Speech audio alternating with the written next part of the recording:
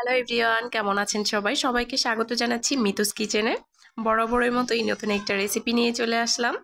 ফুটন্ত গরম জলের মধ্যে দিলেই কিন্তু এই রেসিপিটা একদম রেডি হয়ে যাবে। আর এই রেসিপিটা কিন্তু নুডলসের থেকেও বেশি টেস্টি। সকল টিপস সহ এই রেসিপিটা আমি শেয়ার করছি। আর এটা কিন্তু আমি করেছি সুজি, আলু আর ময়দা দিয়ে। বানানোর প্রসেসটা কিন্তু খুবই সহজ। আশা করছি আজকের এই রেসিপিটি সবার কাছে ভালো লাগবে। চলুন কথা না বাড়িয়ে মেন ভিডিওতে চলে যাচ্ছি। প্রথমেই একটা বলে আমি নিয়ে নিচ্ছি সুজি। এখানে আমি প্রায় 1/4 কাপের মতো সুজি নিয়েছি আর খুবই সামান্য পরিমাণে জল দিয়ে দিব। এখন এই সুজিটাকে ভিজিয়ে রাখতে হবে। জল কিন্তু এখানে বেশি দেওয়া যাবে না, সুজিটা ভেজানোর জন্য যতটুকু জল লাগবে ততটুকুই কিন্তু দিতে হবে।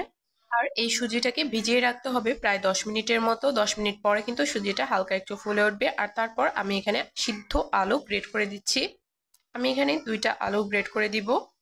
অবশ্যই আলুটাকে কিন্তু ভালোভাবে গ্রেট করে দিতে হবে, অথবা হাতের সাহায্যেও কিন্তু খুব ভালোভাবে ম্যাশ করে দিতে হবে। আলুটা খুব ভালোভাবে গ্রেট করে দেওয়া হয়ে গেলে আমি এখানে দিয়ে দিব কর্নফ্লাওয়ার। চেষ্টা করবেন কর্নফ্লাওয়ার দিয়ে করার। কর্নফ্লাওয়ার দিলে কিন্তু খেতে ভীষণ ভালো লাগে।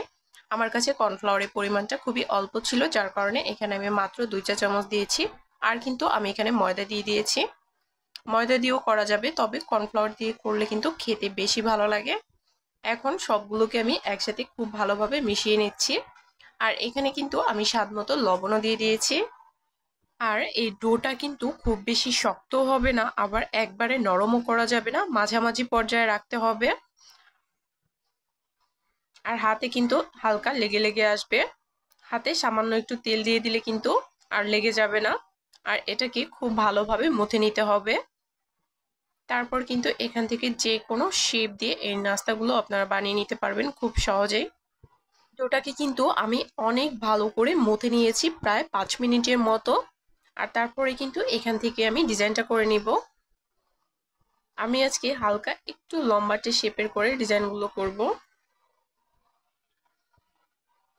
প্রথমে হাত দিয়ে খুব ভালোভাবে গোল করে তারপর একটু লম্বা করে দিলাম। আর তারপর এই তেল ছাঁকনির পিছন সাইড দিয়ে ঠিক এইভাবে হালকা একটু চেপে দিলাম। এতে করে কিন্তু খুব সুন্দর একটা ডিজাইন হয়।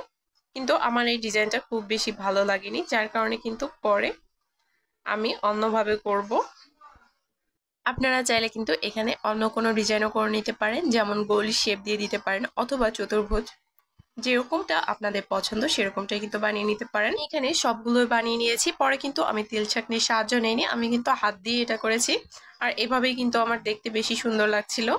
এখন কিন্তু এগুলোকে সিদ্ধ করে নেওয়ার পালা। প্রথমেই কিন্তু আমি একটা প্যানে জলটাকে খুব ভালোভাবে ফুটিয়ে নিব, তারপরে কিন্তু এগুলো দিয়ে দিব। জলটা খুব ভালোভাবে ফুটে যাওয়ার পরে কিন্তু এগুলো দিতে হবে। আর তারপর ঘড়ি ধরে একদম 7 থেকে 8 মিনিটের মতো এটাকে সিদ্ধ করে নিতে হবে। আর চুলার আঁচটা কিন্তু রাখতে হবে মিডিয়ামে রেখে কিন্তু এটাকে আমি সিদ্ধ করে নিয়েছি প্রায় 7 থেকে 8 মিনিটের মতো। আর সিদ্ধ হয়ে আসার পরে কিন্তু কালারটাও অনেকটা চেঞ্জ হয়ে আসবে। ঠিক সেই পর্যায়ে কিন্তু এগুলোকে তুলে নিতে হবে। আসলে এই নাস্তাগুলো বানানো কিন্তু খুবই সহজ। যদি সকল টিপস ফলো করেন তাহলে কিন্তু আপনাদের নাস্তাটাও একদম পারফেক্ট হবে। আর এগুলো কিন্তু নুডলসের থেকেও বেশি টেস্টি হয়। যাই হোক, এগুলো কিন্তু আমি সিদ্ধ করে নিয়েছি আর দেখতে পাচ্ছেন কালারটাও কিন্তু চেঞ্জ হয়ে এসেছে। আর নাস্তাগুলো কিন্তু ওপরের দিকে ভেসে উঠেছে। এখন আমি একটা ছাঁকনির সাহায্যে কিন্তু সবগুলোকেই তুলে নিব।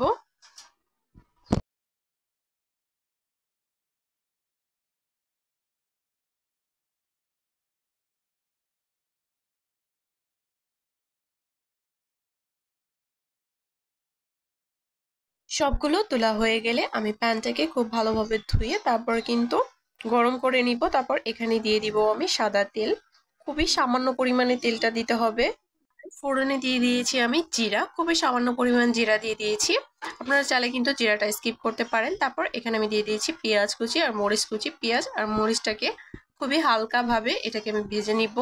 আর এখানে আমি দিয়ে দিব স্বাদ মতো লবণ। লবণটা দিলে কিন্তু পেঁয়াজটা খুব তাড়াতাড়ি ভাজা হয়ে যায় আর নরম হয়ে আসে। তারপর এখানে আমি দিয়ে দিয়েছি চিলি ফ্লেক্স, প্রায় 1 চা চামচ চিলি ফ্লেক্স দিয়েছি। চিলি ফ্লেক্সটা দিলে কিন্তু খেতে ভীষণই ভালো লাগে, অবশ্যই চিলি ফ্লেক্সটা দেওয়ার চেষ্টা করবেন। তারপরে সেই সিদ্ধ করে রাখা নাস্তাগুলো এখানে দিয়ে দিলাম। এখন এটাকে নেড়েচেড়ে হালকা করে একটু ভেজে নিতে হবে। আর তারপর এখানে আমি দিয়ে দিব সয়া সস আর দিয়ে দিব টমেটো সস।